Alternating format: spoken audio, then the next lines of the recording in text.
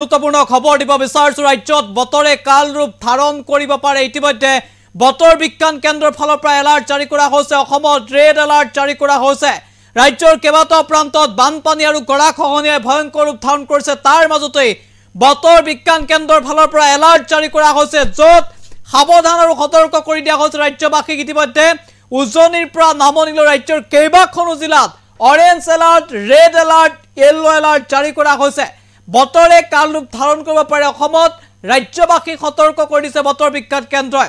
উজনিৰ পৰা নামনিলৈ ৰাজ্যৰ কেইবাখনো জিলাত ৩ জুলাই পৰ্যন্ত এলাৰ্ট জাৰি কৰিছে বতৰ বিজ্ঞান কেন্দ্ৰই বিগ আপডেট এনিটক্সৰ দৰ্শকৰ বাবে অসমত ৰেড এলাৰ্ট জাৰি কৰা হৈছে ডাঙৰ খবৰ এই মুহূৰ্তত ৰেড এলাৰ্ট দিয়া হৈছে অসমত ভয়ংকৰ ৰূপ ল'ব পাৰে বতৰে ডাঙৰ খবৰ ৩ জুলাইলৈকে ৰাজ্যত এলাৰ্ট জাৰি কৰা হৈছে আগন্তুক জুলাইৰ ৩ তাৰিখলৈকে এলাৰ্ট জাৰি কৰা হৈছে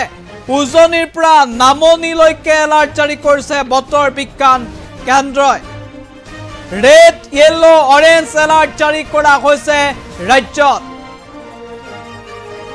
অসমত ৰেড এলাৰ্ট জাৰি কৰা হৈছে মেপ প্ৰকাশ কৰিছে বতৰ বিজ্ঞান কেন্দ্ৰই সেয়া আমি দেখুৱাবলৈ চেষ্টা কৰিম এই মুহূৰ্তত মেপ কেইখন চাওক অসমত ৰেড এলাৰ্ট দিয়া হৈছে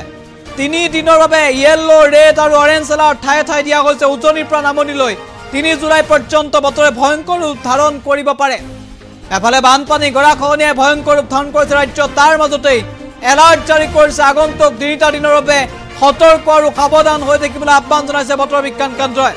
বিশেষকৈ উজনি অসম মধ্য অসম নামনি অসম উত্তৰ অসম কেইবাটাও প্ৰান্ততেই এই সতৰ্কতা জাৰি কৰিছে এলাৰ্ট জাৰি কৰিছে যে বতৰে কাল ৰূপ ধাৰণ কৰিব পাৰে অহা ৩ জুলাই পৰ্যন্ত